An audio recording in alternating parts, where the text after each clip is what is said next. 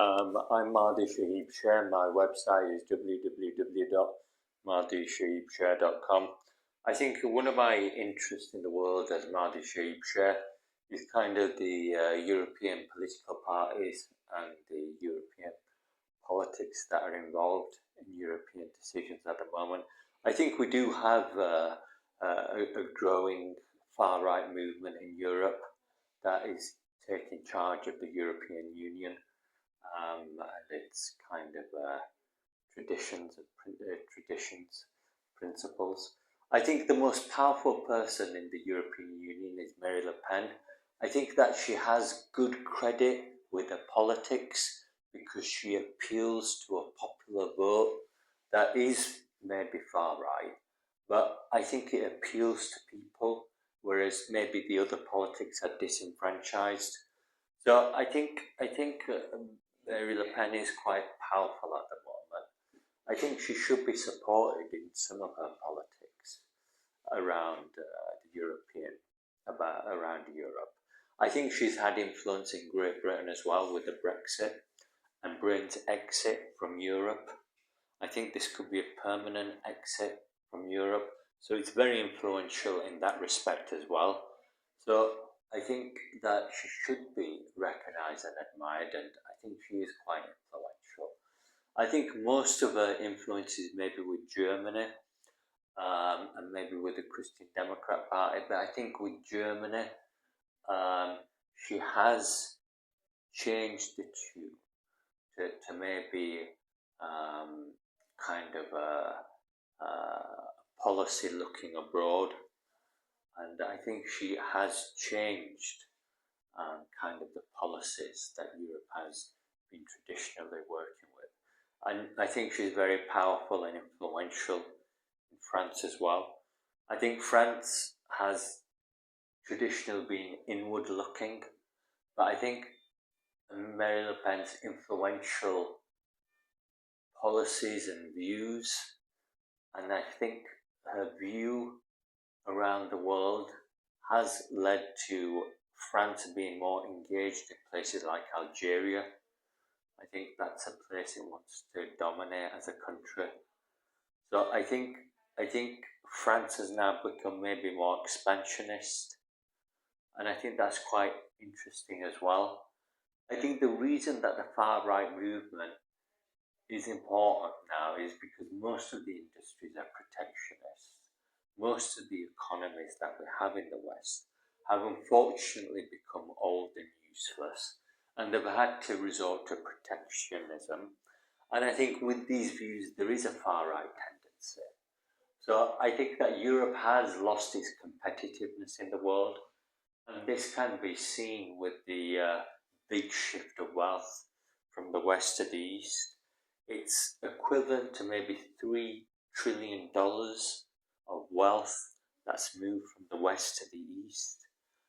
So I think when you look at those numbers and that type of wealth that has shifted from the West to the East, I think it started with the banking crisis. I think that's how that wealth moved from the West to the East.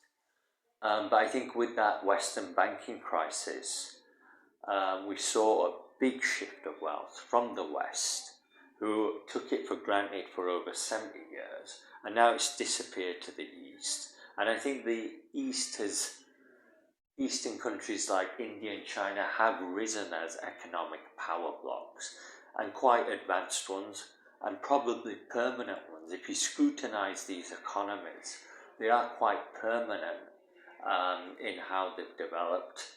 So I think we do have kind of Asian countries like China, India, and especially Vietnam. I think Vietnam is a very advanced economy in the world, and Indonesia as well. So I think these countries, and of course we've always had Japan as well, but I think Japan has stagnated now. But there is a legacy in Asia where there's an appetite and a hunger to catch up with the rest of the world with kind of economic prosperity and advantage. I think that's what Asian countries are interested in, kind of Asian kind of economic prosperity and an equal stake in the world. So they have grown as powers. One example is car manufacturing in Asia. I think it's overtaken European car manufacturing. I think that's an indicator of how advanced Eastern countries are with their economies.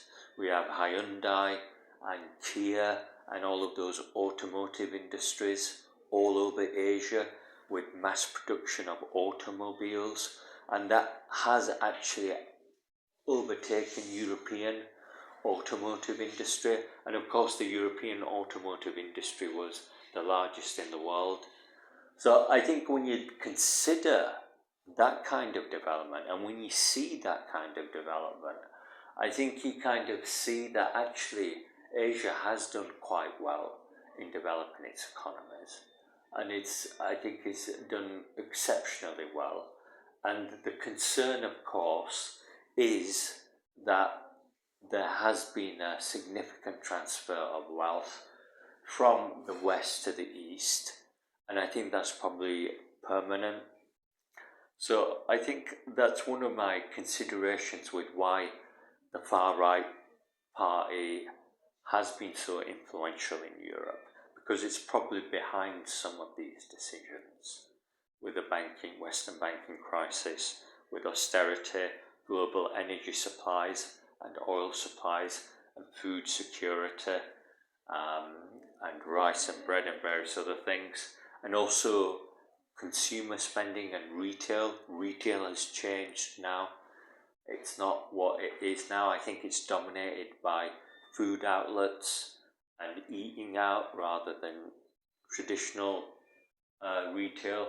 So we're seeing the disappearance of the high street, like the traditional shops that sold traditional things, electronics and fashion and clothing and consumer goods, the traditional consumer goods.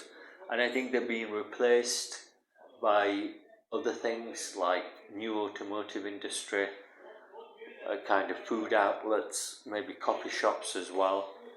And it's a change in the consumer environment that I think is being led by the Eastern countries like China and India, but also the far-right policies we have under Mary Le Pen and other far-right politicians. I think now that we've had Brexit in Great Britain, and we've also had the Republican Party kind of disengage with its baggage in America, I think we've seen a new world order. And I think this world order is a balanced world order with East and West. And I think it's kind of an equal share of rights and values and human rights. Thank you very much.